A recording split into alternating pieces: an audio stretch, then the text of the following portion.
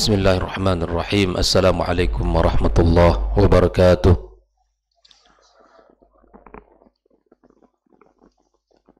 Innal hamdalillah nahmaduhu wa nasta'inuhu wa nastaghfiruhu wa nastahdi wa na'udzu billahi min shururi anfusina wa sayyiati a'malina.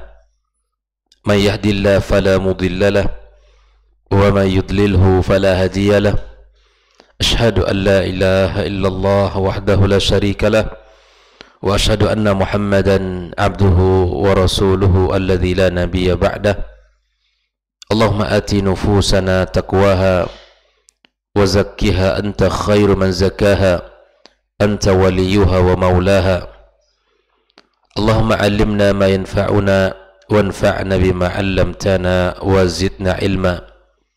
معاشر الحاضرين والحاضرات minal muslimin wal muslimat wal musyahidin wal musyahidat, hafizakumullah wa ra'akum. Alhamdulillah, puji dan syukur kepada Allah Subhanahu wa taala. Pagi ini kembali kita diberikan kemudahan untuk bisa melaksanakan kebaikan. Alhamdulillah, barusan kita melaksanakan ibadah fardu subuh berjamaah. Mudah-mudahan ibadah kita diterima Allah Subhanahu wa taala, dan kemudian kita diberikan semangat untuk belajar dan menuntut ilmu. Kita duduk sejenak untuk menambah bekal di dalam menjalankan kehidupan kita, di dalam beribadah kepada Allah, dan di dalam menunaikan tugas dan kewajiban kita.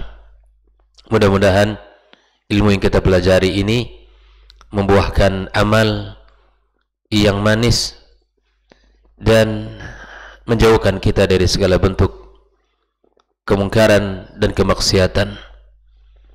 Kemudian kita mengucapkan salawat dan salam untuk kekasih kita Muhammad sallallahu alaihi wasallam.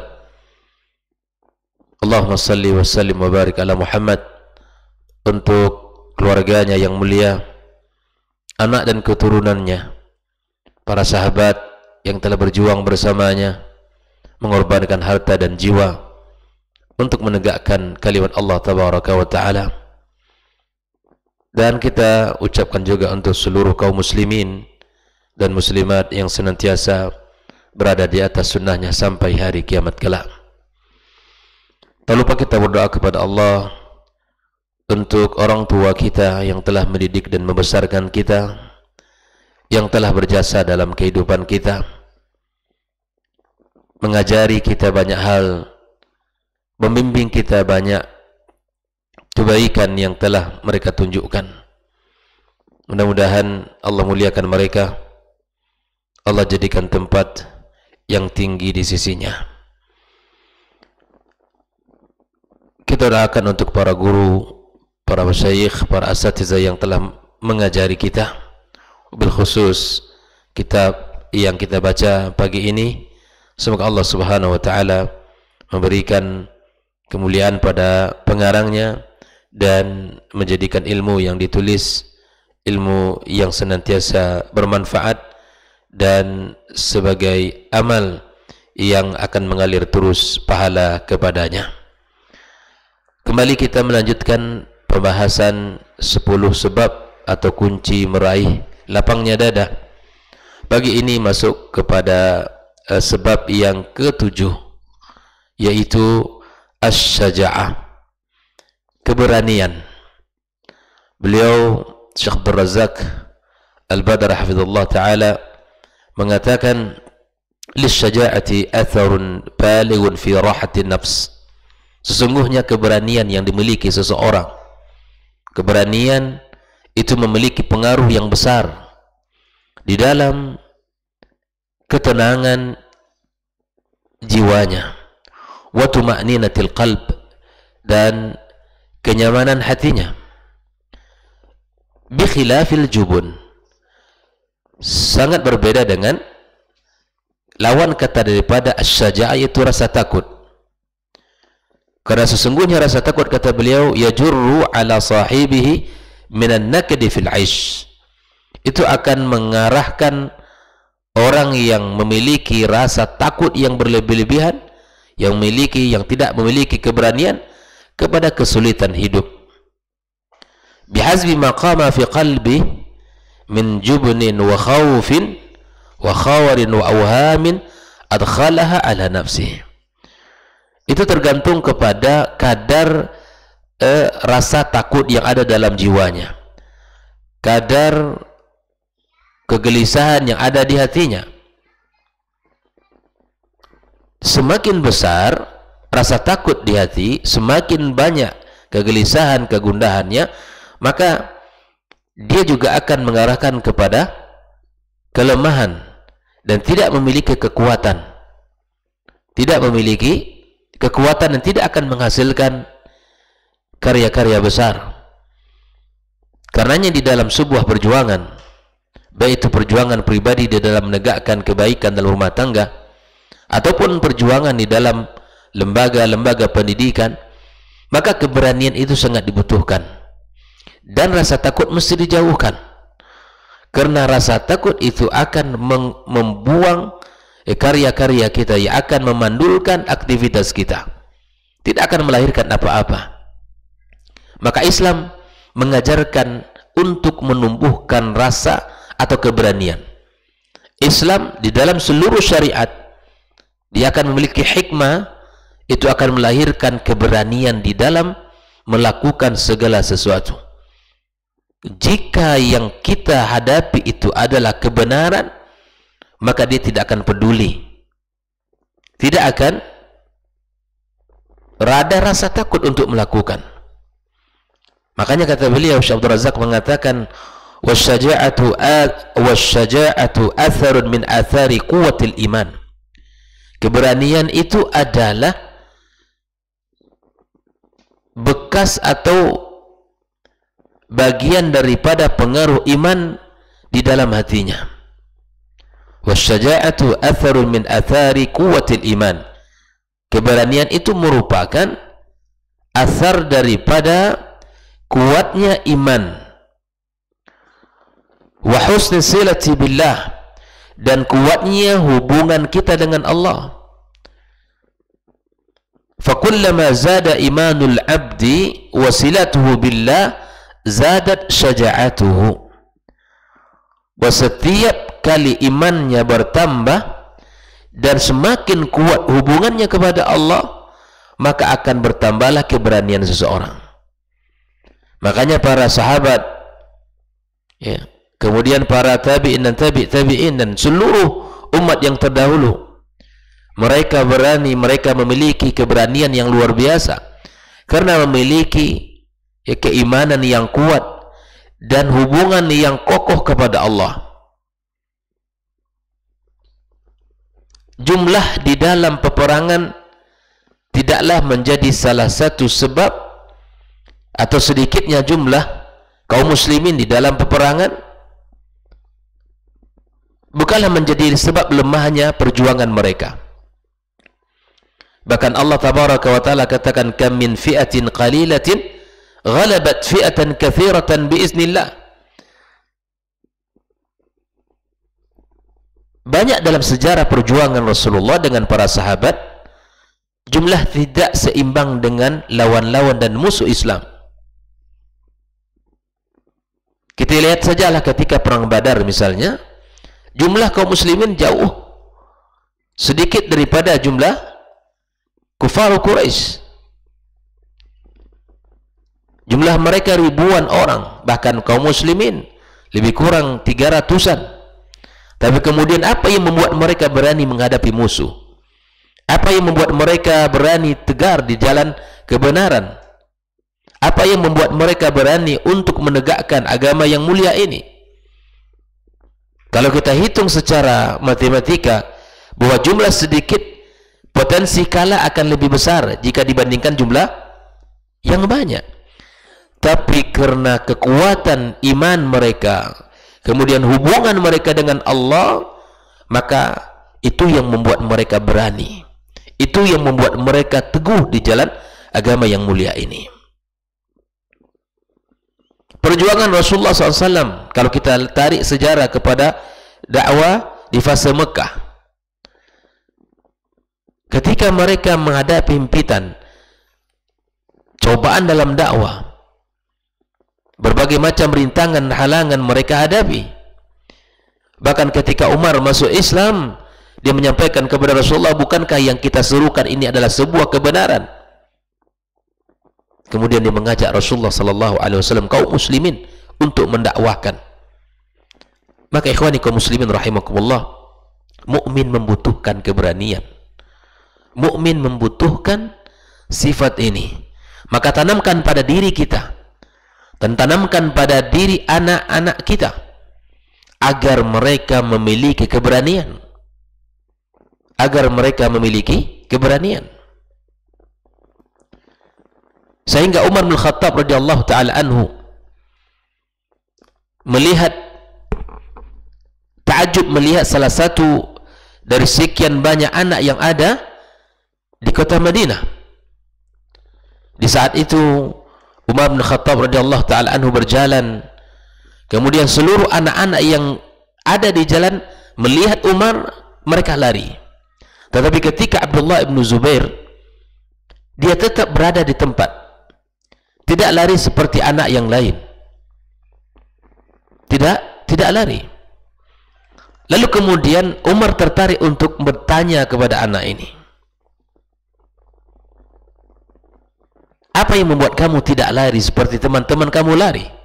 Kenapa kamu masih berada di sini? Maka dia mengatakan, wahai Amirul Mukminin, bahwa sesungguhnya jalan ini lapang untukmu, dan aku tidak memiliki kesalahan apa-apa kepadamu. Maka untuk apa saya lari?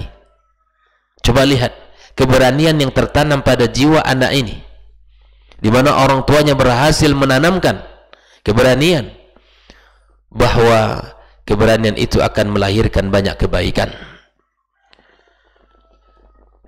Nah, keberanian itu akan kita dapat manakala hubungan kita kepada Allah kuat, dan manakala keimanan kita kokoh, wa qawiyya qalbu, dan hati kita ini kuat, wa tarattabat ala dzalika sa'adatuhu wa insyirahu sadri, dan itu semua akan berujung kepada lapangnya dada seseorang.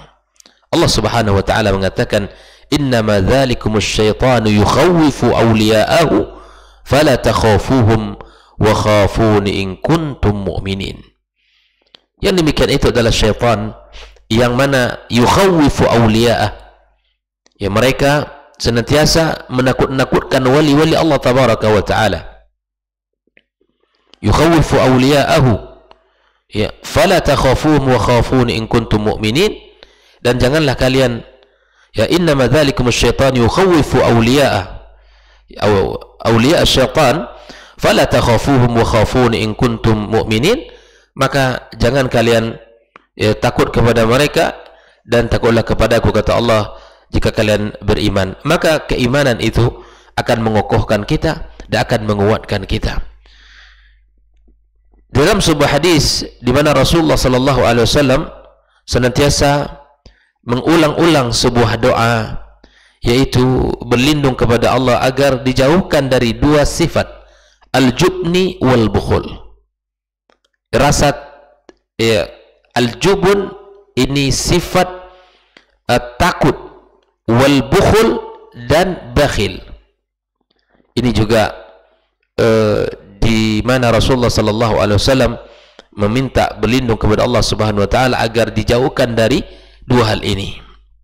Kenapa? Karena Syekh Razak mengatakan, anna hadzainil amrayni idza istama'a fil qalbi athara alaihi bid-diki wal haraj wan nakida ta'thiran balighan. Apabila dua hal ini berkumpul dalam diri seseorang, maka akan memberikan, ya, pengaruh yang dahsyat, di mana dadanya akan sempit, dia akan memiliki rasa yang tidak nyaman, dan bahkan ini memberikan kesulitan dalam kehidupannya. Al-jubun wal bukhul. Ya, Allahumma inni a'udzubika minal hammi wal hazan wal ajzi wal kasal wal jubni wal bukhul. Biasanya orang yang takut itu melahirkan, ya, sifat bakhil, dan orang yang bakhil ya juga akan melahirkan ada padanya sifat al-jubun. Makanya Nabi berlindung dari penyakit-penyakit yang seperti ini. Ikhwani kaum muslimin rahimakumullah, bahwa as-syaja'ah, keberanian diperlukan dalam kehidupan kita, karena keberanian itu memberikan pengaruh yang besar di dalam karya-karya kita, di dalam ketaatan-ketaatan kita kepada Allah Subhanahu wa taala, dan keberanian itu lahir dari kekuatan iman kita kepada Allah, kemudian hubungan baik kita dengan Allah, kemudian kuatnya hati kita lillahi Allah Subhanahu wa taala. Maka perlu kita menambahkan keimanan kita, memperhatikan keimanan kita, serta memperhatikan hubungan kita kepada Allah, sehingga kita memiliki as-syaja'ah di jalan kebenaran ini. Kemudian ikhwani kaum muslimin rahimakumullah, as-sababu tsamin, sebab yang ke-8 adalah ib'adu adwa'il qulubi wa asqamiha, di mana kita berusaha untuk menjauhkan segala bentuk penyakit-penyakit hati. Segala bentuk penyakit-penyakit hati. Syekh Abdul Razak mengatakan fa'adwa'ul qulubi wa asqamuha wa ghawailuha katsiratun, bahwa penyakit hati itu sangat banyak sekali. Wal qulub, kata beliau, hati itu tamrad kama tamradul abdan. Hati setiap kita itu akan bisa sakit sebagaimana sakitnya badan. Jadi ternyata yang sakit itu bukan hanya fisik kita, hati kita juga bisa sakit. Bal inna amradal qalbi laha ta'thirun 'azimun 'ala sahibiha. Apabila hati kita ini sakit, maka dia akan memberikan pengaruh dahsyat kepada kita, si pemilik hati. Jikalau di dalam ini adalah memiliki banyak penyakit, maka akan banyak memberikan pengaruh kepada kita. Seperti apa penyakit hati? Kal hasad wal ghilli wal hiqd wa ghairiha min al amrad al qalbiyah. Hasad, dengki, benci, itu semua penyakit-penyakit hati. Fa inna hadhihi al khisal al dhamimah wal adwa al mashina, sesungguhnya penyakit-penyakit ini idza dakhalat ila al qulubi a'tabatha, kalau dia masuk ke hati kita dia akan merusaknya. Wa idza wasalat ila suduri adlamatha, apabila dia hinggap di hati kita, mampir di hati kita, maka dia akan membuat gelap hati kita. Wa tarattaba 'alaiha dhiqu sadri sahibiha, kemudian pada akhirnya ya, dia akan merasakan sempitnya dada. Wa ka'abatu hali, dan tidak nyamannya keadaannya. Wa su'aqibati wa ma'ali, dan akan berakhir dengan akhir yang tidak baik. Jadi banyak sekali efek buruk akan ditimbulkan oleh penyakit-penyakit hati tersebut. Wa amma man salima min hadhil amrad, adapun orang-orang yang selamat dari penyakit hati tadi, wa amtala'a qalbuhu bi addadiha, dan sebaliknya hati itu diisi lawan dari penyakit hati tadi, seperti amanah, kemudian jujur, ithar, kemudian memiliki akhlak-akhlak yang mulia lainnya. Fa inna hadhihi al-amani tan'akisu ala sahibiha bil syirahi fi sadri, maka nilai-nilai yang baik ini akan membuat hatinya berbalik, di mana dari sempit akan berpindah menjadi lapang.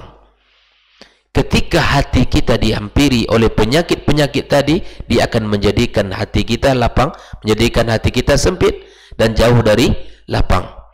Namun kemudian jika hati kita diisi dengan akhlak yang mulia dan lawan daripada penyakit-penyakit hati tadi, maka akan menjadikan hati kita lapang dan jiwanya akan nyaman dan hatinya akan tentram. Maka itu Syekhul Islam Ibnu Taimiyah rahimahullah taala dalam kitabnya Amradul Qulub wa Shifa'uha, dia mengatakan wal Qur'anu shifa'un lima fis sudur. Quran itu adalah obat dari penyakit hati. Wa man fi qalbihi amradus syubhat wasyahwat, dan dari penyakit-penyakit seperti syubhat dan syahwat. Fa fihi minal bayyinat ma yazilul haqqa minal batil. Di dalam Al-Qur'an ada al-bayyinat yang akan menghilangkan kebatilan, yang akan menghilangkan kebatilan. Fayazilu amrat syubhati wal al-mufsadati lil ilmi wat tasawwur wal idrak bihaitsu yara al asya' ala ma hiya alaih. Di penyakit-penyakit hati itu akan hilang. Penyakit-penyakit hati itu akan hilang. Maka ikhwani kaum muslimin, manakala hati kita terasa sempit, yang manakala hati kita tidak nyaman, maka mari kita sama-sama obati dengan memperbanyak tilawatil Quran, karena di situ ada obat bagi hati kita yang sakit. Fal Quranu muzilu lil amradil mujibati lil iradatil fasida hatta yasluhal qalb. Quran itu akan mengobati penyakit-penyakit yang akan merusak hati kita sampai hati itu baik kembali. Ikhwani kaum muslimin rahimakumullah. Kalau kita lihat di dalam Islam sendiri, bahwa sesungguhnya hati itu adalah poros kebahagiaan dan sekaligus menjadi sumber kebinasaan. Sebagaimana Rasulullah sallallahu alaihi wasallam katakan, ala wa inna fil jasadi mudghah idza saluhat saluhal jasadu kullu wa idza fasadat fasadal jasadu kullu ala wahyal qalb. Ingatlah sesungguhnya di dalam tubuh manusia, dalam tubuh kalian terdapat segumpal daging. Bila ia baik, maka akan baik seluruhnya. Namun bila ia rusak, maka akan rusak pula seluruh tubuhnya. Ingatlah itu adalah hati. Hadis muttafaqun alaih. Hadis ini menunjukkan bahwa baiknya amalan seseorang hamba tergantung kepada baiknya hati seseorang. Sebaliknya, rusaknya amalan seorang hamba sesuai dengan rusaknya hatinya.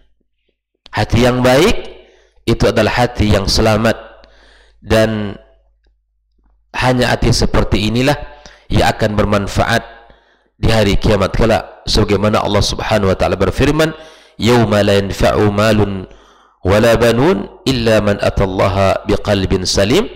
Hari di mana harta dan anak tidaklah berguna kecuali orang-orang yang menghadap Allah Subhanahu wa taala dengan hati yang bersih. Ikhwani kaum muslimin, kaum muslimat rahimakumullah. Maka di antara hal-hal yang membuat hati menjadi mati adalah karena tidak mau menerima kebenaran. Padahal ia tahu kebenaran ini tersebut. Padahal ia sadar kebenaran tersebut. Dia tidak mau menerima. Sebagaimana Allah Subhanahu wa taala katakan, falamma zaghu azaghallahu qulubahum wallahu la yahdil qaumal fasikin. Maka tatkala mereka berpaling dari kebenaran, Allah akan memalingkan hati mereka. Allah akan memalingkan hati mereka. Dan Allah tidak memberi petunjuk kepada kaum yang fasik. Orang yang telah mati hatinya kaum muslimin, dia lebih hina, bahkan dia lebih rendah daripada binatang ternak. Dan jahanam itulah tempat yang paling tepat kembalinya, untuk kembalinya.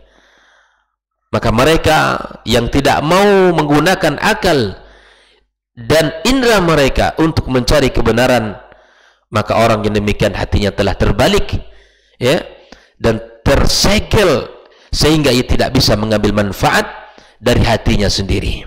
Sebab ia telah berpaling dari kebenaran, rela dengan kebatilan, sehingga kebatilan menjadi sesuatu yang mengisi hatinya, bahkan nutrisi hari-harinya. Kesesatan, jalan yang ditempuhnya, neraka jahannam adalah tempat kembalinya.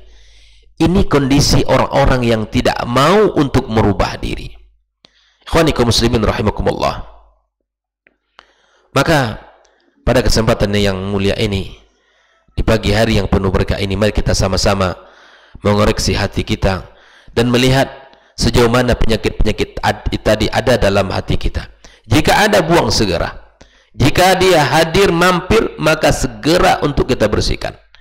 Maka cara untuk membersihkan dengan memperbanyak tilawatil Quran dan memperbanyak untuk berzikir kepada Allah Subhanahu wa taala. Di akhir pembahasan ini Syekh Abdul Razak mengatakan, "Waz-zakatu fil lughati an-nama'u waz-ziyadah fi salahi." Maka kita harus bersihkan hati kita dengan mentazkiyahnya.